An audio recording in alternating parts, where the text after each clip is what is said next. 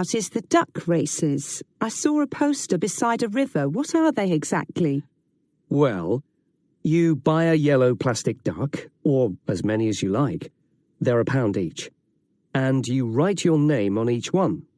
There'll be several races, depending on the number of ducks taking part. And John Stevens, a champion swimmer who lives locally, is going to start the races.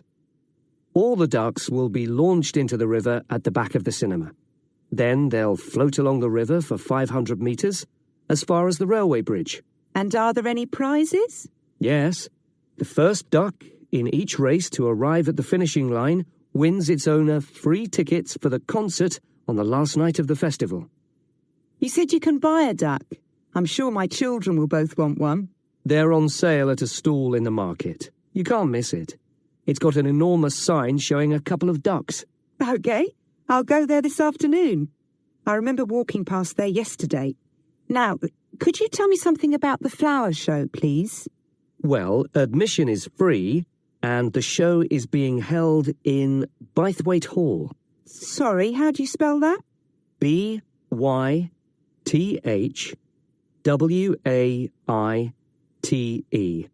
Bythwaite. Is it easy to find? The show is being held in Bythwaite Hall. Sorry, how do you spell that? Bythwaite.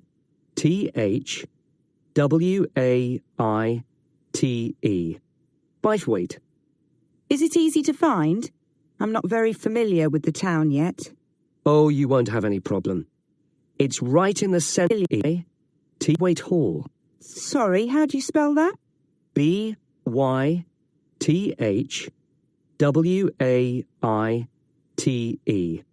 Bythwaite. Is it easy to find? I'm not very familiar with the town yet. Oh, you won't have any problem. It's right in the centre of Stretton.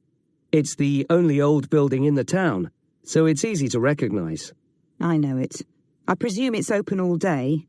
Yes, but if you'd like to see the prizes being awarded for the best flowers, you'll need to be there at 5 o'clock. The prizes are being given by a famous actor, Kevin Shapless. He lives nearby and gets involved in a lot of community events. Gosh, I've seen him on TV. I'll definitely go to the prize giving. Right. Before you hear the 8 to 10. Questions 8 to 10.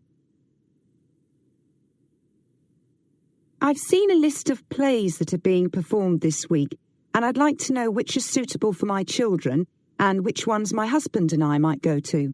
How old are your children? 5 and 7. What about The Mystery of Muldoon? That's aimed at 5 to 10-year-olds. So if I take my children, I can expect them to enjoy it more than I do? I think so. If you'd like something for yourself and your husband and leave your children with a babysitter, you might like to see Fire and Flood. It's about events that really happened in Stretton 200 years ago, and children might find it rather frightening. Oh, thanks for the warning. And finally, what about Silly Sailor? That's a comedy, and it's for young and old. In fact, it won an award in the Stretton Drama Festival a couple of months ago. OK. Well, goodbye, and thanks for all the information. I'm looking forward to the festival. Goodbye. That is the end of section 1. You now have half a minute to check your answers.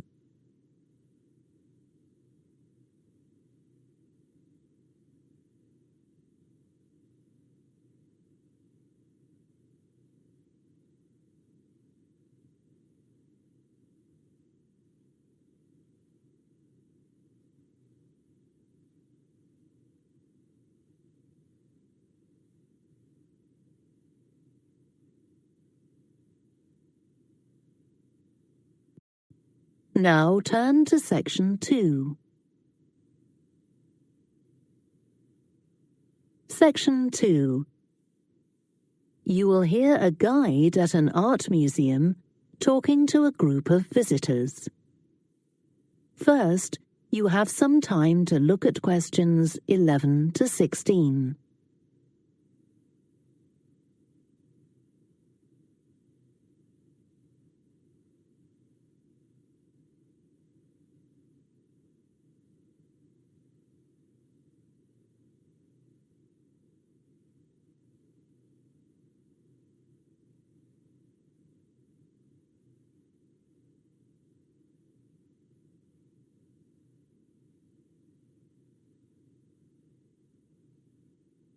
Now listen carefully and answer questions 11 to 16.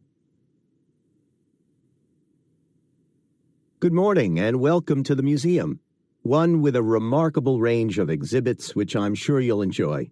My name's Greg, and I'll tell you about the various collections as we go around. But before we go, let me just give you a taste of what we have here. Well, for one thing, we have a fine collection of 20th and 21st century paintings, many by very well-known artists. I'm sure you'll recognize several of the paintings. This is the gallery that attracts the largest number of visitors, so it's best to go in early in the day before the crowds arrive. Then there are the 19th century paintings. The museum was opened in the middle of that century, and several of the artists each donated one work to get the museum started, as it were. So they're of special interest to us.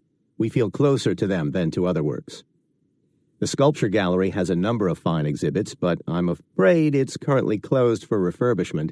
You'll need to come back next year to see it properly, but a number of the sculptures have been moved to other parts of the museum. Around the World is a temporary exhibition. You've probably seen something about it on TV or in the newspapers. It's created a great deal of interest because it presents objects from every continent and many countries and provides information about their social context, why they were made, who for, and so on. Then there's the collection of coins. This is what you might call a focused specialist collection because all the coins come from this country and were produced between 2,000 and 1,000 years ago. And many of them were discovered by ordinary people digging their gardens and donated to the museum.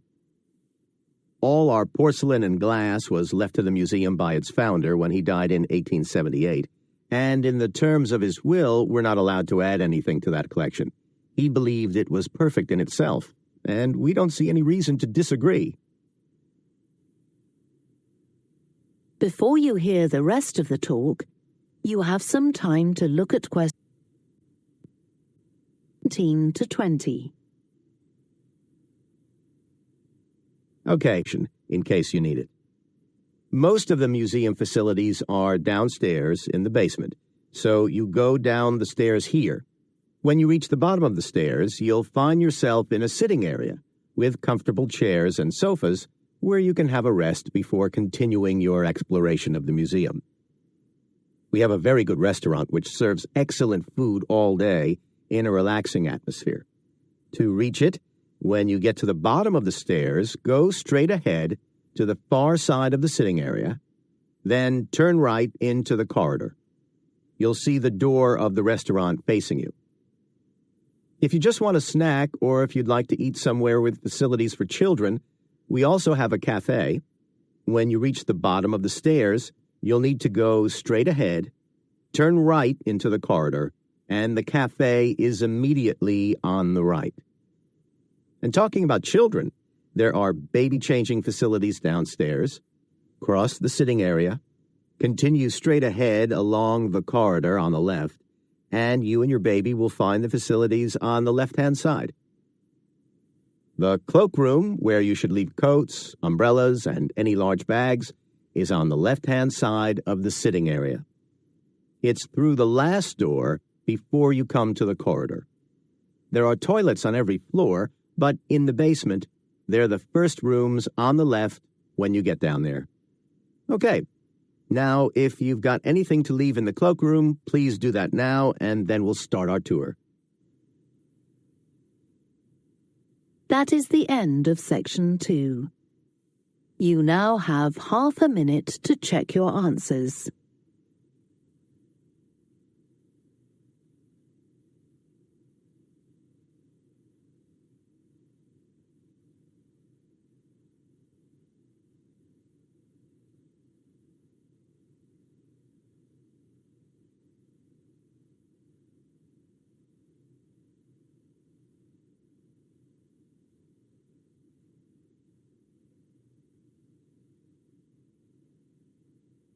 Now turn to section 3. Section 3. You will hear a student called Dunn asked, "You have some time."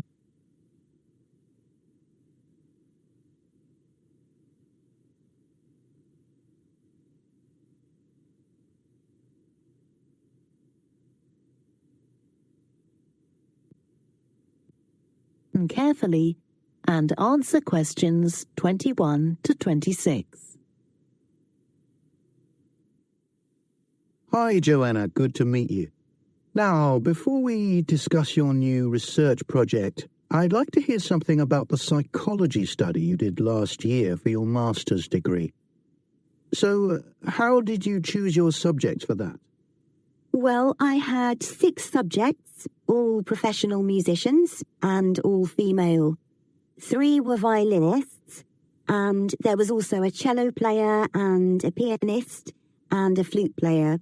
They were all very highly regarded in the music world, and they'd done quite extensive tours in different continents, and quite a few had won prizes and competitions as well. And they were quite young, weren't they? Yes, between 25 and 29. The mean was 27.8. I wasn't specifically looking for artists who'd produced recordings, but this is something that's just taken for granted these days, and they all had. Right. Now, you collected your data through telephone interviews, didn't you? Yes. I realised if I was going to interview leading musicians, it'd only be possible over the phone because they're so busy. I recorded them using a telephone recording adapter. I'd been worried about the quality, but it worked out all right. I managed at least a 30-minute interview with each subject, sometimes longer. Did doing it on the phone make it more stressful? I thought it might. It was all quite informal, though, and in fact they seemed very keen to talk. And I don't think using the phone meant I got less rich data. Rather the opposite, in fact. Interesting. And you were looking at how performers dress for concert performances? That's right. My research investigated the way players see their role as a musician and how this is linked to the type of clothing they decide to wear. But that focus didn't emerge immediately. When I started, I was more interested in trying to investigate the impact of what was worn on those listening, and also whether someone like a violinist might adopt a different style of clothing from, say, someone playing the flute or the trumpet. It's interesting that the choice of dress is up to the individual, isn't it? Yes. You'd expect there to be rules about it in orchestras, but that's quite rare. Before you hear the rest of the 30, now listen and answer questions 27 to 30. You only had women performers in your study. Was that because male musicians are less worried about fashion? I think a lot of the men are very much influenced by fashion, but in social terms, the choices they have are more limited. They'd really upset audiences if they strayed away from quite narrow boundaries. Now, popular music has quite different expectations. Did you read Mike Frost's article about the dress of women performers in popular music? No. Well, he points out that a lot of female singers and musicians in popular music tend to dress down in performances and wear less feminine clothes, like jeans instead of skirts. And he suggests this is because otherwise they'd just be discounted as trivial. But you could argue they're just wearing what's practical. I mean, a pop music concert is usually a pretty energetic affair. Yes, he doesn't make that point, but I think you're probably right. I was interested by the effect of the audience as a musical performance when it came to the choice of dress. The subjects I interviewed felt this was really important. It's all to do with what we understand by performance as a public event. They believed the audience had certain expectations, and it was up to them as performers to fulfill these expectations, to show a kind of esteem. They weren't afraid of looking as if they'd made an effort to look good. I think in the past, the audience would have had those expectations of one another too, but that's not really the case now. Not in the UK, anyway. No. And I also got interested in what sports scientists are doing too with regard to clothing. Musicians are quite vulnerable physically, aren't they? Because the movements they carry out are very intensive and repetitive, so I'd imagine some features of sports clothing could safeguard the players from the potentially dangerous effects of this sort of thing. Yes, but musicians don't really consider it. They avoid clothing that obviously restricts their movements, but that's as far as they go. Anyway, coming back to your own research, do you have any idea where you're going from here? I was thinking of doing a study using an audience, including... That is the end of section 2.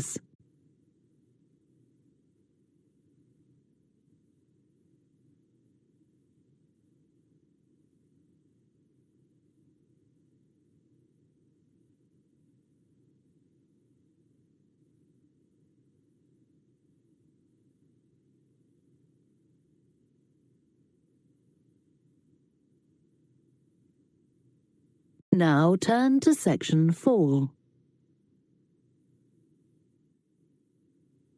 About a way of reducing the amount of carbon dioxide in the atmosphere. First, you have some time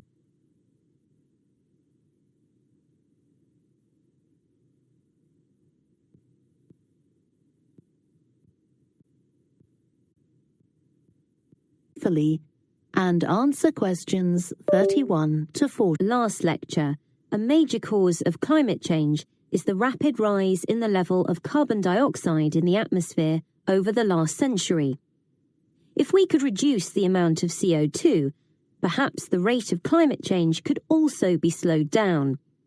One potential method involves enhancing the role of the soil that plants grow in with regard to absorbing CO2.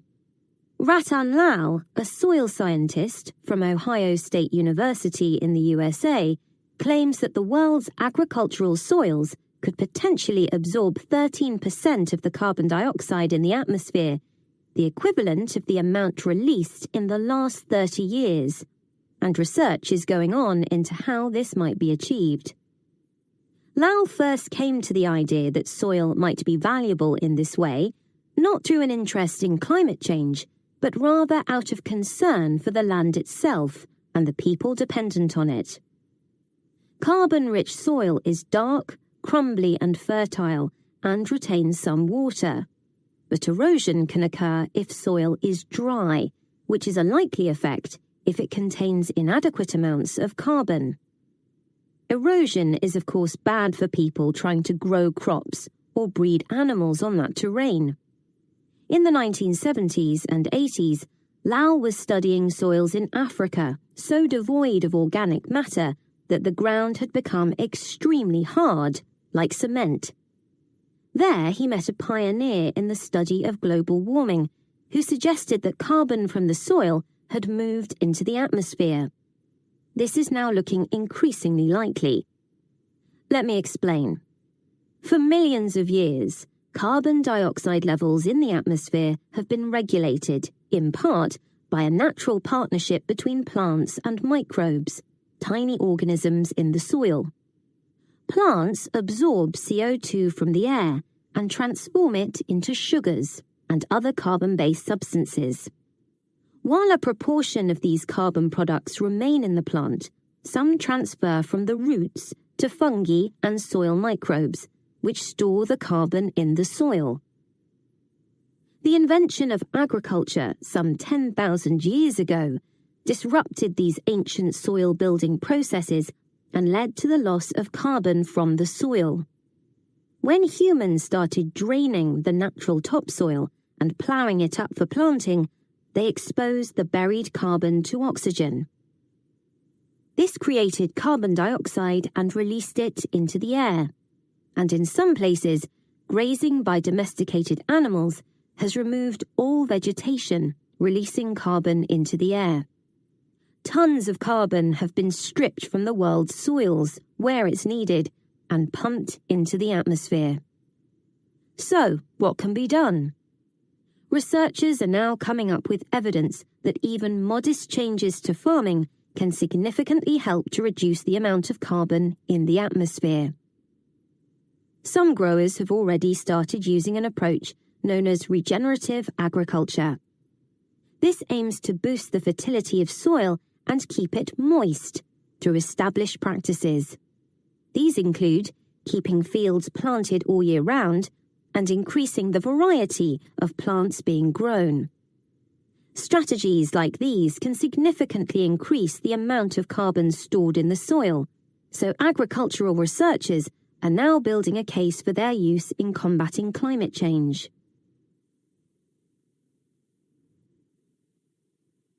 One American investigation into the potential for storing CO2 on agricultural lands is taking place in California. Soil scientist Wendy Silver of the University of California, Berkeley, is conducting a first-of-its-kind study on a large cattle farm in the state. She and her students are testing the effects on carbon storage of the compost that is created from waste, both agricultural, including manure and corn stalks, and waste produced in gardens, such as leaves, branches, and lawn trimmings. In Australia, soil ecologist Christine Jones is testing another promising soil enrichment strategy. Jones and 12 farmers are working to build up soil carbon by cultivating grasses that stay green all year round. Like composting, the approach has already been proved experimentally. Jones now hopes to show that it can be applied on working farms and that the resulting carbon capture can be accurately measured. It's hoped in the future that projects such as these will demonstrate the role that farmers and other land managers can play in reducing the harmful effects of greenhouse gases. For example, in countries like the United States, where most farming operations use large applications of fertilizer, changing such long-standing habits will require a change of system. Ratan Lal argues that farmers should receive payment, not just for the corn or beef they produce, but also for the carbon they can store in their soil. Another study being carried out